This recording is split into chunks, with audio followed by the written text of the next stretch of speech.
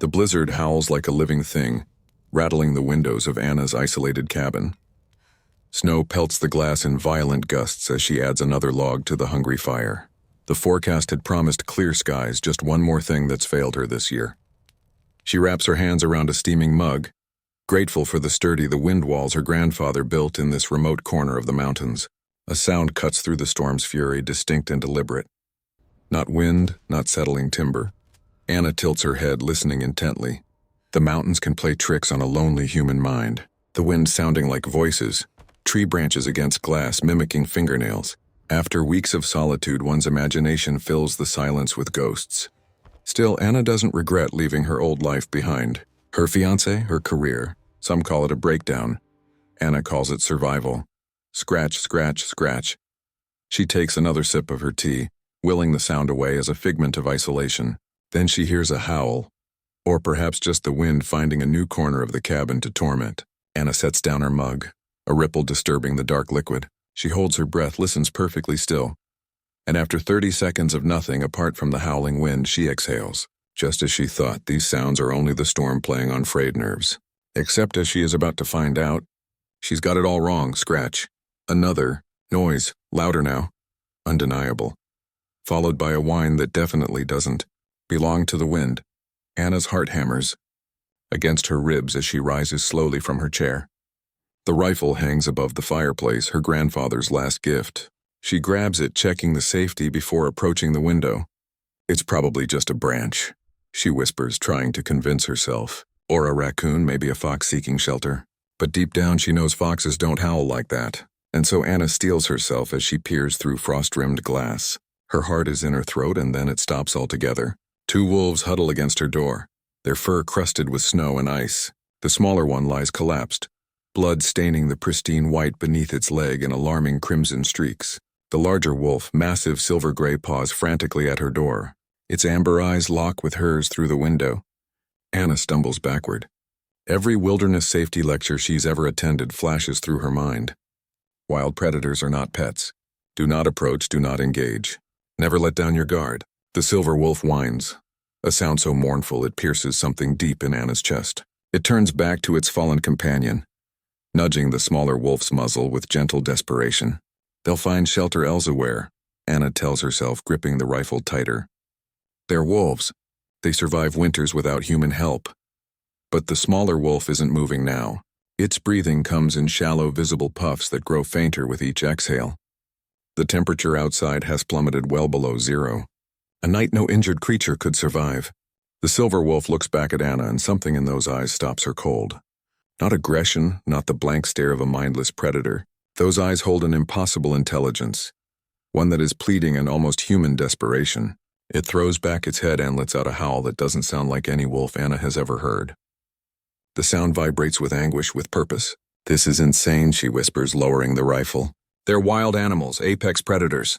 The smaller wolf convulses once, its muzzle now crusted with ice crystals. Anna's heartbeat thunders in her ears as she crosses the room. Every step toward the door feels like moving through deep water.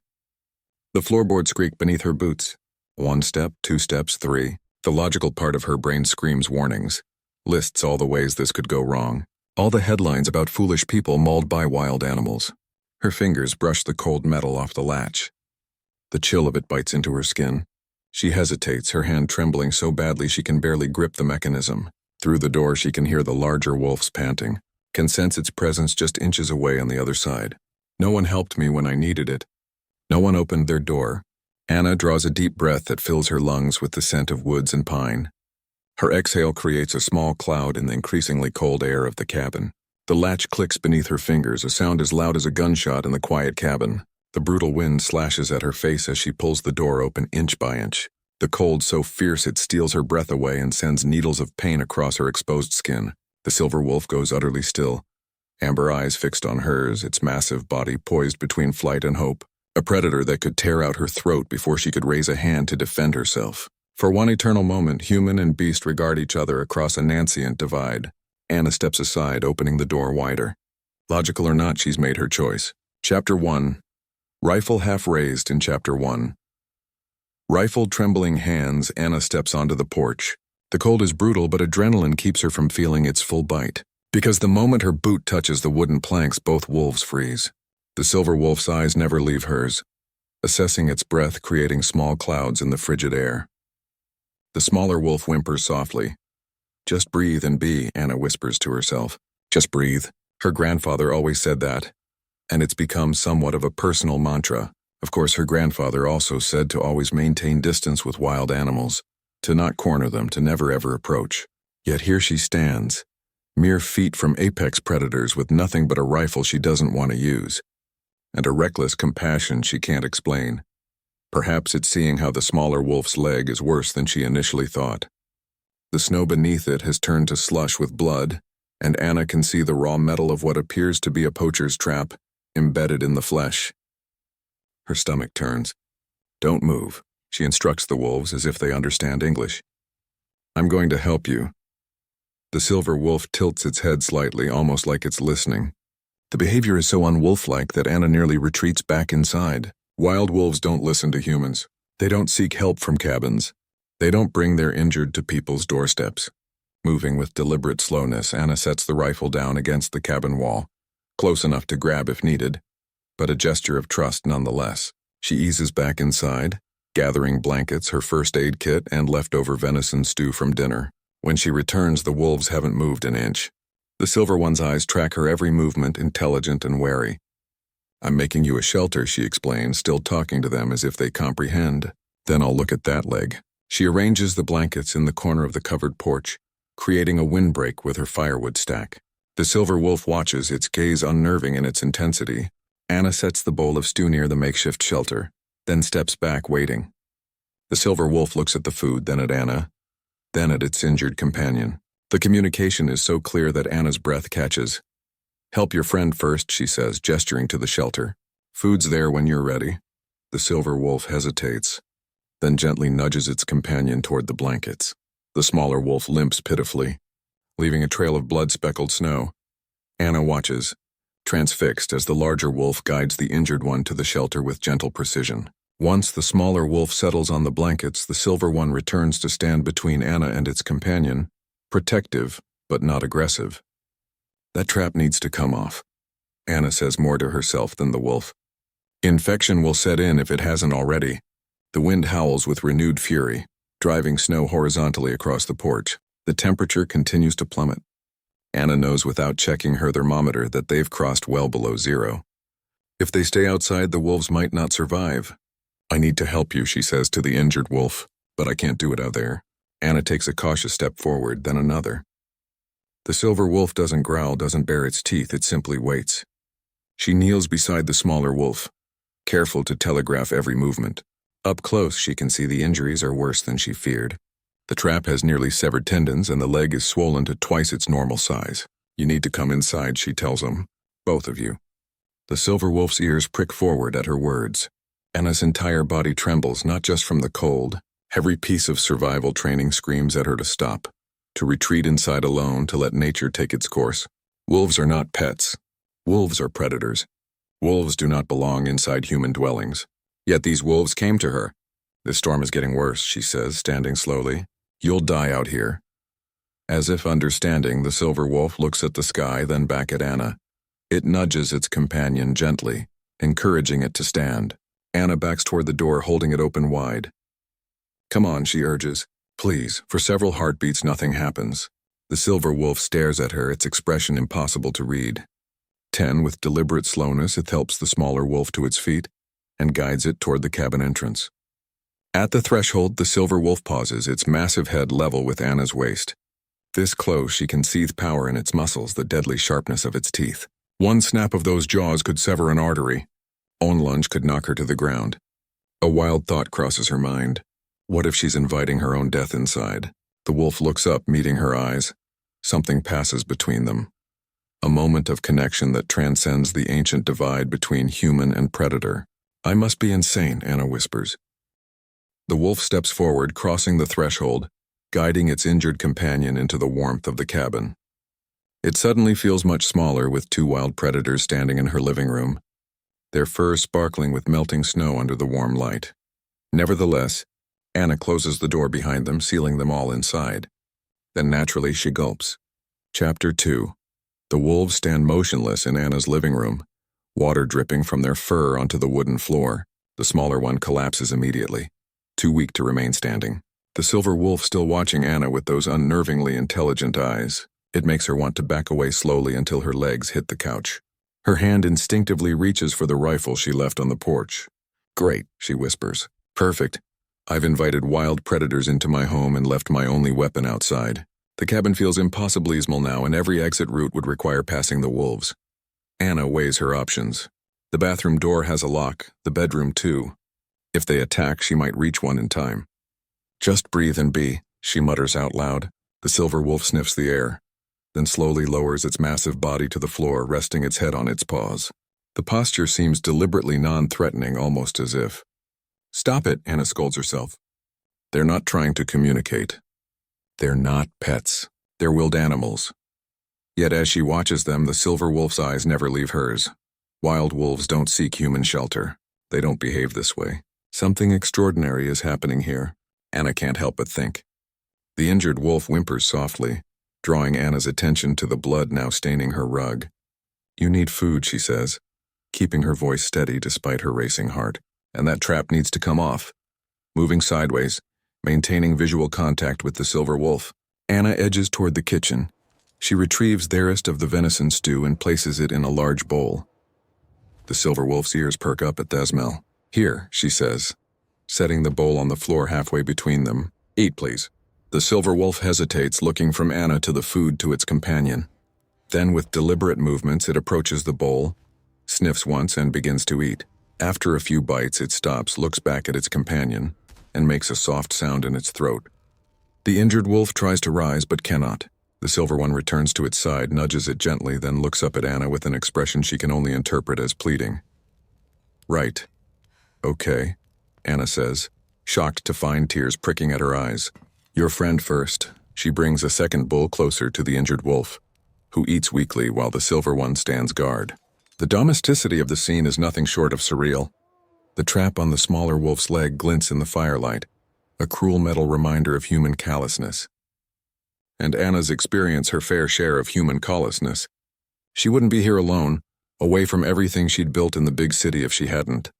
The memory of that night, of that crowded train last winter, of Themen and their whispered threats surfaces in sharp, unwanted bursts. She had escaped only by pulling the emergency brake, but sometimes it feels like she's still there. The smaller wolf's whimpering grounds her back to the present. She needs to remove the trap from its leg.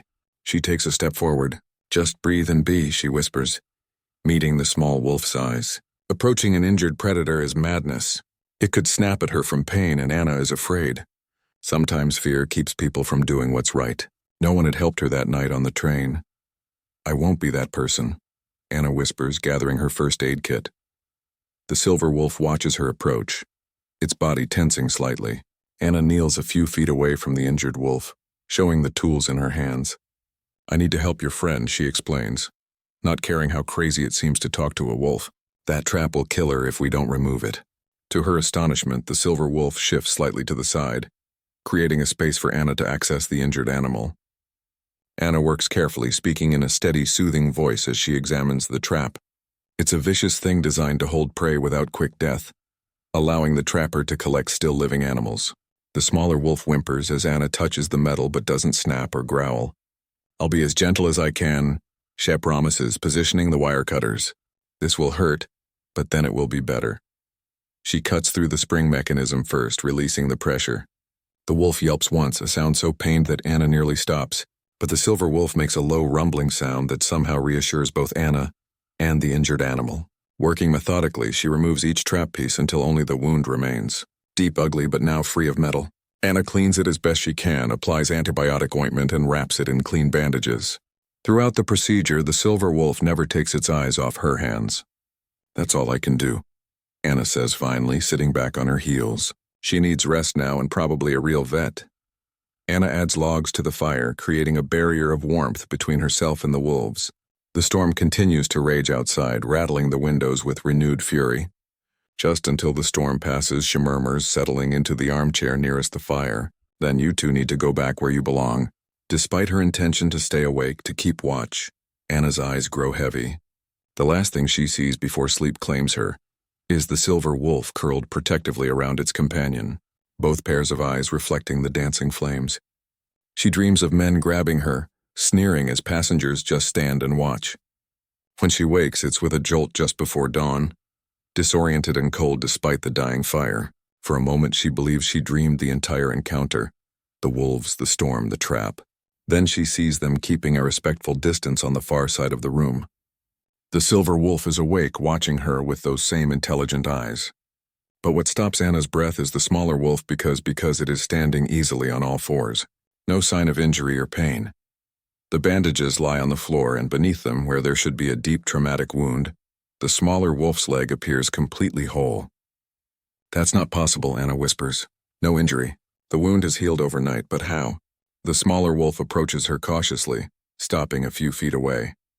The silver wolf rises and stands beside its companion, looks Anna in the eyes and bows its head slightly. A shiver runs down Anna's spine. These aren't ordinary wolves. She can feel it. Chapter 3. The blizzard traps them together for 3 days. By the second morning, Anna stops jumping whenever the wolves move around the cabin. She catches herself talking to them as she works, explaining her photography, complaining about the storm, even sharing memories of her old life. "I used to be so confident," she tells the silver wolf as she sorts through camera lenses. She's begun thinking of the wolf as he lies near the fire, ears perked in her direction. "Then one day I'm standing on this train and these men came at me," and Anna pauses, surprised by the emotion welling in her throat. "And I realized the world wasn't safe, I guess." She laughs softly, embarrassed. "Sorry, I don't know why I'm telling you this. Not like you understand." But something in the wolf's steady gaze makes her wonder. "Just breathe and be right," she whispers. The smaller wolf, whom Anna has started calling Frost for her pale, almost blue-tinted fur, spends most of her time sleeping, curled up in a patch of sunlight near the window. Her previously injured leg shows no sign of trauma, a mystery Anna has stopped trying to solve. Some things defy explanation. By the third day, they've established routines. Anna cooks, setting aside portions for the wolves. Silver, as she's come to think of him, seems to prefer venison over chicken. In the evenings, Anna reads aloud from her grandfather's old books. Silver listens with an attentiveness that should be impossible for a wild animal. Sometimes when she looks up from the page, she finds his eyes on her with an expression so human it takes her breath away. "You know," she says on the third night, "I should be terrified having you two here. Instead, it's the least alone I've felt in months." Silver rises from his place by the fire and pads across the room, settling beside her chair. Hesitantly, Anna reaches out, her hand hovering above his head. He remains still, waiting. When her fingers finally touch his fur, it's softer than she imagined. "Definitely insane," she whispers, but continues stroking his head anyway. They sleep that night with Anna on the couch and Silver on the floor beside her, close enough that she can hear his steady breathing. Frost curls at her feet, warm and trusting. Dawn breaks on the fourth day with startling clarity. The storm has finally passed, leaving a world transformed into crystal and diamond. Sunlight bounces off snow-laden branches, creating prisms that paint the cabin walls in color. Anna opens the door to assess the damage, breathing in air so cold it burns her lungs. Silver and Frost crowd the doorway behind her, suddenly alert, their bodies tense with new energy. "It's beautiful, isn't it?" she says, stepping onto the porch. The wolves move past her, descending the steps to stand in snow that reaches their chests. Frost bounds forward, creating a fountain of powdery white, then stops to look back at her companion. Silver remains still, watching Anna. The moment stretches between them. Anna feels something tighten in her chest, a sudden, unexpected grief. "It's time to go home," she says softly. "Back to your pack." Silver makes no move to leave. His eyes hold hers with that same impossible intelligence, that same connection that has grown between them during their strange confinement. Frost looks toward the forest with obvious longing.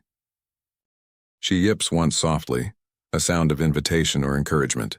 "It's okay," Anna tells them, her voice catching, making a showing motion. "Go on, go home." Frost trots several yards toward the treine, then stops, looking back expectantly. After another moment of hesitation, Silver follows, his powerful body cutting a path through the deep snow. At the edge of the forest, he pauses, turns. Those amber eyes find Anna one last time across the distance. Then he turns and follows Frost into the trees, his silver fur blending with shadows until both wolves vanish from sight. Anna stands on the porch until her fingers grow numb. staring at the place where they Chapter 4 3 days since disappeared. Chapter 4 3 days since the wolves left, and the silence in the cabin presses against Anna's ears like physical pressure. She still catches herself listening for the click of claws on hardwood, still turns to share observations with companions who are no longer there. Pathetic, she mutters, adjusting her camera settings as she frames a shot of a cardinal against the snow. 3 days with wild animals and suddenly you can't stand being alone. But it's true. Before the wolves, solitude had been her refuge, a sanctuary from expectations and disappointment in others. Now it feels like absence. She takes the photo, checks the display, deletes it. Wrong angle, wrong light, wrong everything. Nothing looks right through her lens anymore. The landscape that had drawn her here with its pristine beauty now seems flat. Anna sets her camera aside and stares out the window.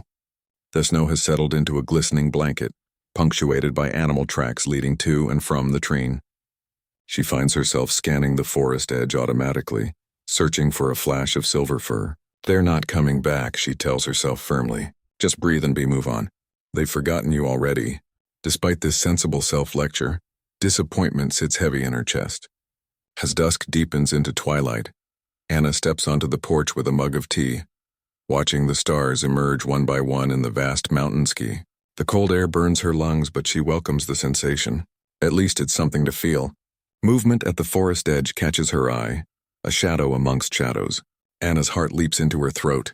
Silver stands at the border between forest and clearing, his powerful body perfectly still. Only his eyes move, tracking her with that same intelligent awareness that has haunted her dreams. Silver, she whispers, hardly daring to believe. The wolf's ears prick forward at the sound of her voice. Anna sets her mug down slowly, afraid any sudden movement might shatter this moment. But Silver remains at the forest edge, neither approaching nor retreating. His fur gleams in the deepening twilight. You came back, Anna says softly. Chapter 5. The telephones, Chapter 5. The telephone shrill ring echoes through the cabin as Anna washes her breakfast dishes. She wipes her hands on a dish towel, eyeing the old rotary phone mounted on the kitchen wall. She can't avoid them forever, she thinks. And so she crosses the kitchen and lifts the heavy receiver. Hello, Anna, finally. Her mother's voice crackles through the line. Your father and I were starting to worry. No need to worry. I'm fine. Anna stretches the coiled cord, allowing her to look out the window where fresh snow blankets the clearing. No sign of Silver this morning, but he'd stayed late last night, lying on her porch until well past midnight. Being fine and being well aren't the same thing, sweetheart. Her mother pauses. It's been almost 7 months. The unspoken hangs between them. 7 months since the incident. Anna's mind flashes back involuntarily to the 3 men following her between train cars, one blocking her path while the other scud off her retreat, their words slithering and vile hands grabbing at her coat. Anna, are you still there? Her mother asks. She isn't, not really. Instead, she's looking through the door window of the train, making desperate eye contact with other passengers. They all quickly look away, one woman even getting up to move to another car. Anna. She blinks the memory away. Yeah, I'm here. Your father wants to talk to you. The receiver rustles as it changes hands. Hi, kiddo. How's the photography coming along? The forced casualness in his tone makes her chest tighten. It's fine, she sighs. Good, that's good. The gallery called again. They're still holding that spot for the spring exhibition. Anna wraps the phone cord around her finger, feeling the walls of her former life trying to close around her again. I'm not coming back, Dad. Not coming back at all. His father pauses. Or just not yet. I don't know. She leans against the wall beside the phone, still able to see the forest edge through the kitchen window. Honey, you can't hide in those mountains forever. Her father attempts. I'm not hiding. Anna snaps. Then what do you call being all alone in your grandfather's hunting cabin? That's not living, Anna. The memory of the train flashes again. How she'd finally pulled the emergency brake, setting off alarms. In the confusion, she'd escaped onto a rural platform in the middle of nowhere, feeding quarters into a payphone to call her parents. They'd never pushed for details. Maybe they couldn't bear to hear them. You know, I respect your independence, her father continues. Always have, but this isn't healthy. Shutting yourself away from everyone. From everyone? Anna's laugh is razor sharp. You mean from a world where I screamed for help while men put their hands on my body, and an entire train car of people suddenly found the floor fascinating? That's the world you want me to come back. The static fills silence that follows. Not everyone is like those people on the train, Anna, her father says softly. No. She remembers the detective's face, bored, slightly impatient as he'd explained why pressing charges would be complicated, how everyone had been so eager to move on, to pretend it hadn't happened. The world isn't as cold as you think it is, her father says. It was cold enough when it mattered. Anna wipes angrily at tears she hadn't realized were falling. Nobody helped. Nobody even tried. She can hear her father's shaky breathing through the crackling line. So you've decided to live alone because you can't trust people anymore? He finally asks. She stretches the cord further, turning fully toward the window. Out here I don't expect anything from anyone, she says quietly. And you plan to stay alone for the rest of your life? No friends, no community, nothing but snow and trees. And movement catches Anna's eye. Her heart leaps as a familiar silver form emerges from the treeine. Silver walks with confident strides through the deep snow. Head high, amber eyes fixed on the cabin as if he knows exactly where she's standing. Despite everything, Anna smiles. Maybe not entirely alone. What does that mean? Her father sounds confused. Is someone there with you? Silver stops in the middle of the clearing, sitting regally in the snow waiting for her. Let's just say I've made a friend, Anna says, unwinding the cord from her finger. I have to go, Dad. I'll call you soon. I promise. She hangs up the heavy receiver before he can respond. Chapter 6. A pattern sets in. Chapter 6. A pattern sets. Every 2 or 3 days, Silver appears at the forest edge around mid-afternoon. Sometimes he stays an hour, sometimes until dark, but he always comes. By the second week, Anna begins planning her days around him. She saves her best meat, keeps the camera by the window, and watches the treeine as 3:00 near. This is ridiculous, she mutters, eyeing the clock. He's a wild animal, not a dinner guest. But at 3:17, Silver steps from the shadows and her heart leaps with something dangerously close to joy. Today, she brings out her camera. Silver no longer flinches when she moves. He sits in the snow 20 ft from the porch. Amber eyes fixed on her as she adjusts her lens. Hold that pose, she says. The light is perfect. Through the viewfinder, he becomes art, his fur glowing like molten silver in the afternoon sun. Anna loses herself in the rhythm of the shot, briefly forgetting he's a predator. You're beautiful, she murmurs, reviewing the images. Silver tilts his head as if considering her words. When she looks up, he's watching her with the same quiet intelligence that first caught her attention. Do you understand me? She asks. Silver blinks slowly. The deliberate gesture sends a shiver down her spine. The days fall into rhythm. Mornings, Anna works on her photography. Afternoons, Silver often visits. Evenings, she edits photos or reads by the fire. She stops jumping at every noise, stops sleeping with the rifle beside her bed. For the first time since the train, the knot in her chest begins to loosen. On his 10th visit, Silver brings a gift, a perfect pine cone placed on her bottom step. Did you bring this for me? She asks, kneeling to examine it. Silver watches, alert and intent. Thank you, she says softly, pocketing it like a treasure. That night, she places it on her bedside table and touches it occasionally, needing to believe it's real. The next day brings heavy snow erasing tracks and cloaking the forest in silence. She doesn't expect him. But at the usual time, Silver appears, frost clinging to his coat, forging a path through chested drifts. You came, she says, smiling, in this blizzard. Wrapped in her grandfather's old coat, she watches him labor through the snow. His determination stirs something deep inside her. You're freezing, she says as he reaches the steps. Come up here out of the wind. To her astonishment, he does, settling beside her chair on the porch. So close now, she sees the ice crystals in his fur, hears the steady rhythm of his breath. Slowly, she extends her hand. He watches, unblinking. When her fingers finally touch his fur, neither moves. Silver leans into her hand. She keeps petting him, and his eyes drift half-closed, calm and content. They sit together nearly an hour. Anna in her grandmother's rocker, Silver beside her, both watching the fallings now. I never thought I'd trust anything again, she says. Not after what happened. Silver's ear flicks toward her. I thought being alone was safer. If I didn't depend on anyone, didn't expect anything. Her voice breaks. But then you showed up. The days grow shorter. Nights deepen. December turns to January, bringing bitter cold. Anna prepares. More wood, more food, more caution. But Silver's visits ground her. She talks to him constantly about her day, her thoughts, her memories of her past life. He listens with a presence that makes her feel truly heard. "Is this crazy?" she whispers, stroking his fur. "Telling you things I've never told anyone else." Maybe it is, but the panic attacks have stopped. The fear has quieted. For the first time in months, Anna sleeps soundly. Chapter 7. The moose appears like a ghost through. Chapter 7. The moose, the morning mist. Its massive silhouette backlit by the rising sun. Anna freezes, camera halfway to her eye, breath suspended in the frigid air. It's the shot she's been waiting weeks to capture. Wild and elemental. Perfect. Slowly, she raises her camera, adjusting the focus with fingers numbed by cold. The shutter clicks softly, the sound barely audible. The moose flicks an ear, but continues grazing on the frozen underbrush. Anna takes a few more frames, then begins to circle cautiously, seeking a different angle. The light is changing rapidly, the golden morning glow intensifying as the sun climbs higher. If she can just get a little closer, frame the animal against the snow-covered spruce. The forest has become a sanctuary over the past weeks. With Silver's regular visits, Anna has grown bolder in her explorations, venturing farther from the cabin, trusting her instincts again.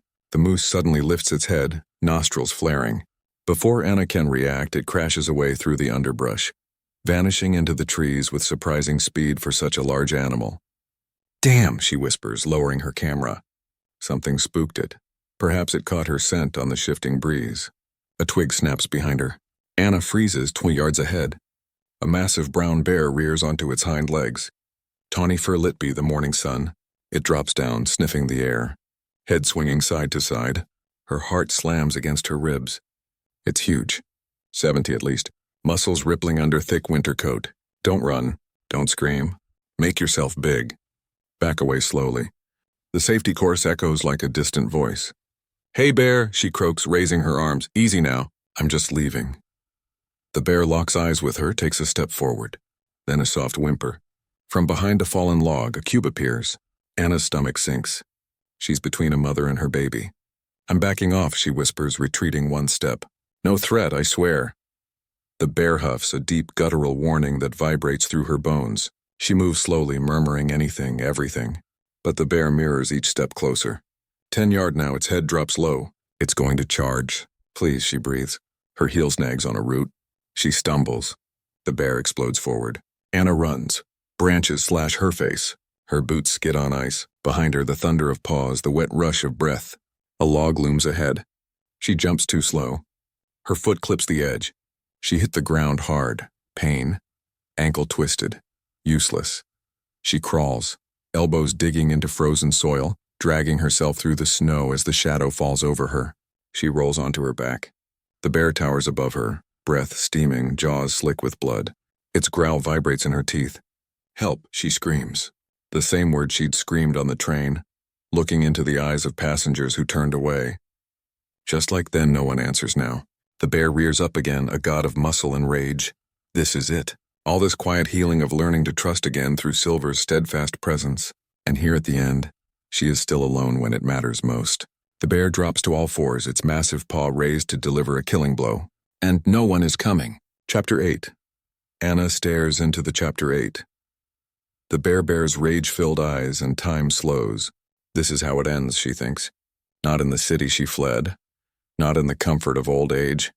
But here in the wild she'd sought his refuge. The irony doesn't escape her. Running from human predators only to face nature's own.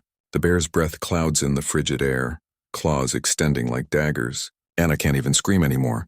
Her voice frozen in her throat, her body trembling beyond control, her injured ankle useless. She sees the muscles bunch in the bear's shoulder as it prepares to strike, closes her eyes, and then a snarl rips through the clearing. Primal, fierce, and unmistakable, Anna's eyes snap open as a silver blur hurtles through the air, landing between her and death.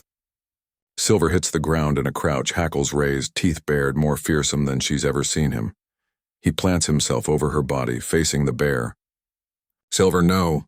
She screams, panic for him, eclipsing her own terror. "Run!" But he doesn't. Instead, Silver meets its fury with his own. He lunges, snapping at the bear's face, drawing its attention. The bear roars and swipes. Silver dodges with uncanny speed, darts and bites its leg and leaps back. The bear wheels toward him shockingly fast. For a breath, hope flickers. Silver is quicker, more agile if he can keep it distracted long enough. Then the bear faints. Its massive paw connects with brutal force, hurling Silver across the clearing. He crashes against a tree with a sickening thud and crumples in the snow. Silver. Anna's scream rips through the forest. The bear turns toward her again, but she doesn't see it. Only Silver, broken and bleeding. Red spreading across the white beneath him. Something breaks inside her. She moves without thinking, dragging herself across the snow, ignoring the fire in her ankle. The bear huffs behind her, but she doesn't stop. She reaches Silver just as he tries to rise, legs shaking. Blood soaks his fur. His amber eyes meet hers, clouded with pain, still burning with that impossible intelligence. The bear looms. Anna throws herself over him. She won't leave. She won't turn away. "I've got you," she whispers into his fur, heart to heart. "I'm not leaving." She braces for pain. Instead, she hears a howl, then another, and another. The forest rings with them. Anna lifts her head. Frost steps from the trees, ghost pale against the snow. Behind her, a black wolf, massive and scarred. Then 2 grays. No, 4 grays. 6 wolves in all, forming a half circle around Silver. No, not just Silver. She realizes as Frost's eyes meet hers around her as well. They came for her. The bear hesitates, eyeing the pack. It rises, roaring, a wall of fury and muscle. The black wolf answers with a deep growl that vibrates through the ground. The pack moves as one, circling, flanking, forcing the bear to pivot again and again. Frost darts in, slashes the bear's hind leg, leaps away. The grays strike next, one from each side. The black wolf stays back, unmoving, a guardian between the bear and Anna. The bear swings wildly, frantic, missing every time. Its cub cries from behind the log, high-pitched and panicked. With a final roar, the bear turns, bolts for its cub. The wolves part, granting passage. The mother grabs her baby and crashes through the brush. Gone, silence falls. Anna stays curled over, gasping for air. He whimpers beneath her. The wolves draw in, cautious, forming a living barrier around them. The black wolf steps forward, sniffs wound, then lifts his gaze to Anna. His eyes hold an awareness no wild animal should have. "Please," Anna whispers, desperate. "He needs help." Frost nudges her shoulder gently, reassuring. The pack settles around her, their bodies shielding her from the wind. Silver breathes, but it's shallow. Blood soaks the snow. Anna strokes his head, murmuring, trying to stay calm. "Just breathe and be," she tells Silver. "Just breathe and live, please, Form." Her ankle throbs now, unbearable. The cabin feels light years away. She can't move him, can't leave him, can't do anything. The wolves begin to howl. Not wild cries, but a low, haunting chant. Harmony, purpose. The sound wraps around her, sinking into the earth, into her bones. Silver stirs. His eyes find her son last time, and everything changes. The blood-matted Silver begins to glow. Light spreads across his body like fire racing through paper. "What?" Anna scrambles back, eyes wide. The glow intensifies until she can't look straight at him. The wolves keep howling. The moonlight seems to gather around Silver, engulfing him. She shields her eyes. Her mind screams. It's a hallucination. Trauma, blood loss, cold, but it feels real. The light pulses now. A heartbeat. A rhythm that matches her own. The wolves' howls rise, shaking Thayer. Then everything stops. The light collapses inward, then explodes. A soundless wave flattens Anna to the snow. The last thing she sees before blackness takes her is Silver's body changing. Lengthening, shifting, becoming something impossible. Chapter 9. Antiseptic. Chapter 9. Antiseptic, that's the first thing Anna notices as consciousness returns. The sharp clinical smell that could only belong to a hospital. Her eyelids feel impossibly heavy as she struggles to open them. The fluorescent lights above sending spikes of pain through her skull. She's waking up.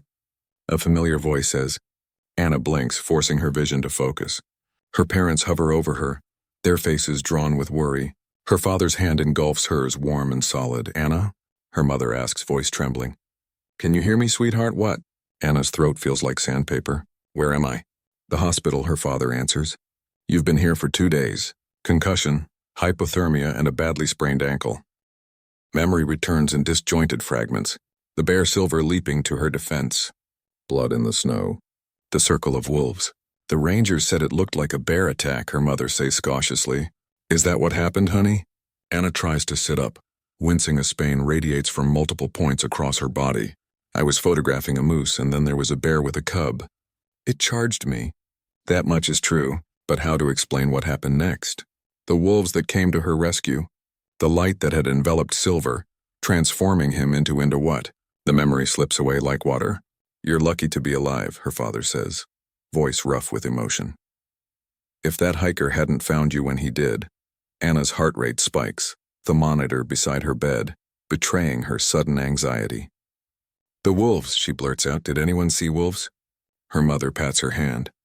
The doctor said confusion is normal with concussions. You should rest. I'm not confused. Anna insists. There were wolves. One of them was hurt trying to protect me. Her parents share another look.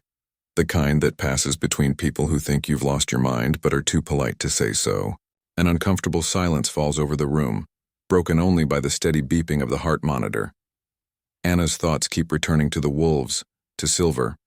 Is he alive? The memory of his blood soaking into the snow makes her chest tighten with renewed panic. The doctors say you can be discharged tomorrow, her father offers.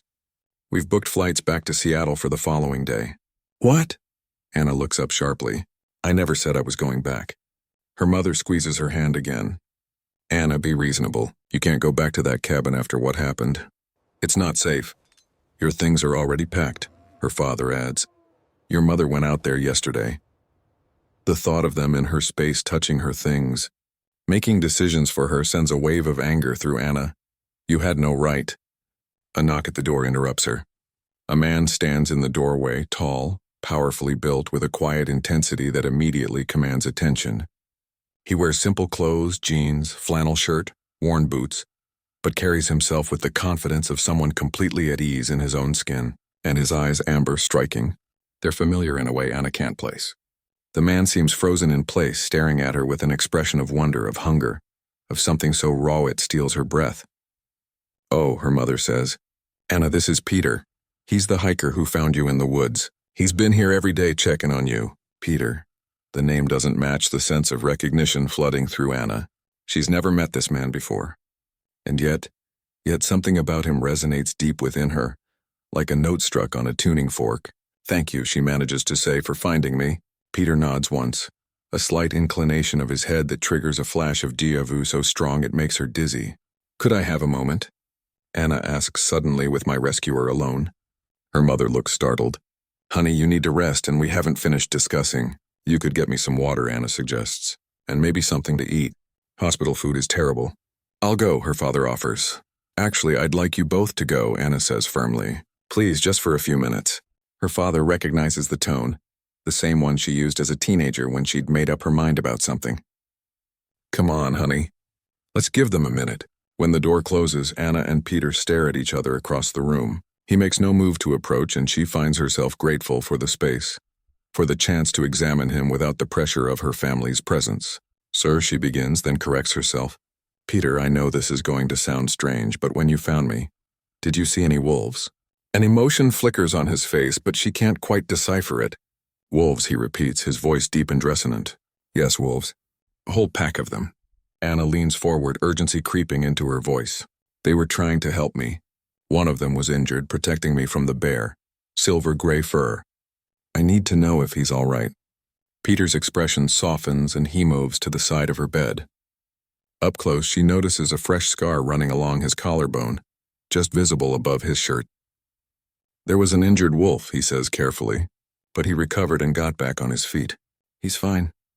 Relief floods through Anna so powerfully that she has to close her eyes. You saw him? You're sure? I'm sure, Peter says, his voice carrying absolute certainty. Anna's heart races, the machine beside her bed, registering her agitation with quickened beeps. Peter places a gentle hand on her shoulder. Just breathe and be, he says quietly. Anna's eyes snap open. How did you? She begins staring at Peter with new intensity. The phrase hangs in the air between them, familiar in a way that makes no sense, his hand drawing back quickly from her shoulder. It's just something my grandmother used to say, heifers. He's watching her with an intensity that should feel invasive, but somehow doesn't. His head tightens slightly as he does. The gesture is so achingly familiar that Anna gasps. Do I know you? She whispers. Before he can answer, the door swings open onto her parents carrying a tray of food and bottled water. So Anna, her mother says brightly, too brightly, have you thought about what we discussed? Coming home? Anna glances at Peter, who has stepped back, his expression carefully neutral. But something in his eyes, acidness, a resignation, makes her heart contract painfully. Thank you, Peter says abruptly, addressing her. For what you did? He extends his hand and Anna takes it without hesitation. His skin is fever warm against hers, his grip firm but gentle. Peter squeezes her hand once, then releases it. I should go, he says, already moving toward the door. Rest well, Anna. Wait, she calls, but he's already gone. The door swinging shut behind him. About coming home, her mother presses. Your father and I think I don't know. Anna interrupts. She stares at the closed door. A strange emptiness expanding in her chest. Something important just walked out of her room. Something she can't quite remember, but feels like she can't live Chapter 10 Silver without. Chapter 10. Anna limps to the edge of the cabin's porch, her ankle still tender but healing. The full moon bathes the clearing in silver light bright enough to cast shadows. Where are you? She whispers to the silent forest. 2 days. 2 days of sitting on this porch, pretending to photograph winter birds while scanning the treeine for any sign of him. Of her mother filling silences with chatter about friends Anna hasn't thought about in months. I'm not leaving until I know you're all right, Anna murmurs, her breath forming clouds in the frigid air. Her mother sleeps inside, finally succumbing to exhaustion after days of keeping anxious watch over Anna. Something breaks inside her, a dam-off emotion she's been holding back. Tears spill down her cheeks, freezing almost instantly in the bitter cold. Silver, she calls softly, her voice cracking. Please, I need to know you're okay. Minutes pass. Anna sinks onto the porch steps, drawing her knees to her chest, ignoring the protest from her injured ankle. The cold seeps through her clothes, but she doesn't move. You were there when no one else was, she says to the empty clearing. You showed me I could trust again. Please, just let me see you one more time. A shadow detaches from the treeine. Anna's breath catches in her throat as the familiar silver form emerges from the darkness. Silver moves with deliberate grace through the deep snow, his amber eyes fixed on her face just as he has a dozen times before. You came back, she whispers, rising despite her ankle's protest. Silver makes a soft sound in his throat, almost like a sigh. He watches her with an intensity that suddenly seems too knowing, too aware. Anna studies him. Those eyes, the intelligence behind them no ordinary animal could possess. You're not just a wolf, are you, Silver? She whispers. Silver's ears prick forward, his gaze unwavering. You understand me, don't you? Anna continues, her voice gaining certainty. You always have. The wolf tilts his head in that familiar gesture.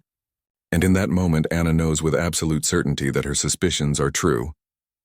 Come inside, she says suddenly, glancing back at the cabin where her mother sleeps. Please. She rises, moving toward the door. Silver hesitates, then follows, his paws silent on the wooden steps. Anna leads him into the cabin, closing the door softly behind them. Her mother remains asleep on the couch, oblivious to their entrance. Anna gestures toward her bedroom, and Silver follows with eerie understanding, padding silently across the floor. Once in her room, Anna closes the door and turns to face the wolf. In the soft lamplight, Silver seems both familiar and mysterious. The creature she's come to trust completely, yet suddenly a stranger as well. You've been watching over me all this time, she says quietly. Coming back day after day when you could have gone anywhere. Silver sits back on his haunches, his gaze never leaving her face. Why? Anna whispers. I need to know why. For a moment, nothing happens. Then Silver lifts his gaze toward the window where moonlight streams through the glass, painting silver patterns on the wooden floor. The air around him begins to shimmer like heat rising from summer pavement. Anna watches, transfixed, her heart pounding with anticipation rather than fear. Then Silver is gone. In his place kneels a man tall, powerful, naked, except for the moonlight playing across his skin. Anna's jaw drops as recognition hits her like a physical blow. Peter, she gasps, stumbling backward until her legs hit the bed. The man from the hospital, her rescuer, looks up at her with those amber eyes she knows so well. The same eyes that have watched her through winter storms and quiet evenings. Silver's eyes. But how? Anna whispers, her hand pressed against her mouth. You were a wolf and now you're... She gestures helplessly at him. You're the man who found me in the woods. Peter nods slowly, his expression wary. I am, he says, his voice rough as if unused to speech. But why not tell me before? Anna says, her mind racing to connect impossible dots. Why not show up in human form that very first night? I almost didn't let you in. I couldn't, Peter explained, still kneeling on her bedroom floor. When you saved me from the bear, it was the first time I'd been human in 3 years. Anna stares at him, trying to reconcile the wolf she's come to trust with the mysterious man from the hospital, now revealed to be one and the same. Silver's familiar mannerisms in Peter's human body, the scarred shoulder, the way he tilts his head when listening. "This is insane," she murmurs. Peter tilts his head, the gesture so familiar it momentarily distracts Anna from the fact that she's alone in her bedroom with a man. Her eyes inadvertently drop below his face, taking in broad shoulders, the defined muscles of his chest, the narrow trail of silver-dusted hair that leads down his. "You're naked," she blurts out, heat rushing to her cheeks as she jerks her gaze back up. Peter glances down at himself as if just realizing this fact. "Clothes don't exactly transform with us." He shrugs, indifferent. Anna scrambles for the bed, grabbing a blanket and holding it out at arm's length, her eyes fixed determinedly on the ceiling. Here she feels the blanket being tugged from her fingers. After a moment, she risks a glance to find Peter has wrapped it around his waist, though his chest remains bare. His scar from the bear attack clearly visible across his left shoulder. "It will heal," he says, a hint of amusement in his voice despite the tension in the room. Like Kara's injury, Anna forces herself to meet his eyes, trying desperately to reconcile this powerfully built man with the wolf who slept beside her fireplace. "Kara?" Anna hears herself ask. Peter smiles. "My sister, who you saved," he explains. "She can switch between forms too. Or at least she could until 3 years ago." "What happened 3 years ago?" Anna asks. Peter's expression darkens. "Humans discovered our existence. They came with guns and traps. My father and 2 others were killed." Anna's hand flies to her mouth. "I was the new alpha. It was my job to protect what remained of the pack." Peter looks down at his hands. Human hands that once were paws. "I was angry, bitter. I decided humans could never be trusted." Anna nods, understanding that kind of pain all too well. "There's a man, at least. He appears as a man who I'd heard of. He grants wishes." "So like a genie," Anna interrupts, picturing that blue cartoon character from the animated film. "Something like that," Peter says. "Sought him out, desperate to protect my people. He'd said he'd grant my wish, but for a price. He strongly advised against it, actually." Peter pauses, grimacing. "But I didn't listen," he confesses, shame marking his features. "And what did you wish for?" Anna asks. Peter meets her eyes directly. "I wished for my pack to be undetectable to humans, to be safe from their betrayal and violence for as long as I deem necessary." Anna nods. She understands. She too, having felt scared and betrayed by others, had wanted to retreat from the world, to be safe. "And the price?" she asks. "What I valued most," Peter says with a bitter smile, "wasn't what I expected." "What was it?" "My absolute certainty that humans couldn't be trusted." Peter's eyes never leave hers. "I thought the magician would take my strength, my leadership, something tangible. Instead, he took my perfect conviction." Anna leans forward. "I don't understand." "The wish was granted by trapping us in our wolf forms," Peter explains. "As wolves, we'd never be recognized as anything but animals." Peter runs a hand through his silver-streaked hair. "But by taking my complete mistrust as payment, the magician left a vulnerability, a pathway for the spell to eventually break. When you no longer believed all humans were dangerous," Anna says slowly, understanding dawning. Peter nods. "The exact words were, unable to be detected by humans for as long as you deem it necessary." His voice drops lower, more intimate. "I thought it would be forever." He steps closer, the blanket clutched loosely at his waist. "Then you came along." "Me?" Anna asks, her voice barely above a whisper. "Yes, you." Peter's eyes darken, the amber deepening as his gaze holds hers. "Who else but you would have opened your door to injured wolves in a blizzard?" He moves closer still, close enough that Anna can feel the heat radiating from his bare chest. "Who else would have risked herself for dangerous predators?" He whispers softly. Anna's breath catches in her throat. "You weren't dangerous." "I could have been," Peter says softly.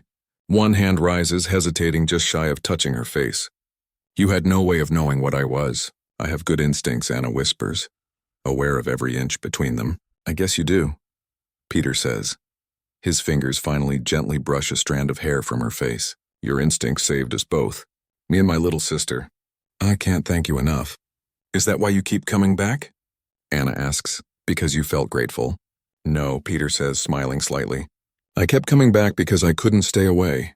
Anna remembers the long winter days with Silver by the fire, Her own-sided conversations, the comfort of his presence. She realizes now that she'd been talking to her person. A person who understood her every word, who because of it knows her like no one else does. So what broke the curse? She asks, feeling oddly exposed. What changed? You did, Peter says simply. When the bear attacked and I was injured, you threw yourself over me. You were willing to die to protect a wolf, to protect me. Anna remembers that moment of pure instinct, the certainty that she couldn't let Silver die alone. In that moment, Peter continues, I realized not all humans were my enemies. I no longer needed to hide from everyone. The curse broke because I no longer deemed it necessary. His hand rises hesitantly, then cups her cheek with exquisite gentleness. You broke through years of hatred and fear with one act of compassion, Peter says, his voice low and reverent. His thumb traces the curve of her cheek with infinite tenderness. Anna leans into his touch, her heart thundering against her ribs as she meets Peter's gaze. Those amber eyes that have watched over her through countless winter nights now hold a warmth that melts something frozen deep inside her. I think I've been falling in love with you since the moment you bandaged my sister's leg without a thought for your own safety. Peter confesses, his voice breaking slightly on the word love. Then why didn't you tell me before? Anna asks, her fingers reaching up to touch the silver streaks in his hair. At the hospital, when I looked into your eyes, I felt something, but you just left. Because you're human, Anna. Peter's arms encircle her waist, drawing her closer despite the warning in his tone.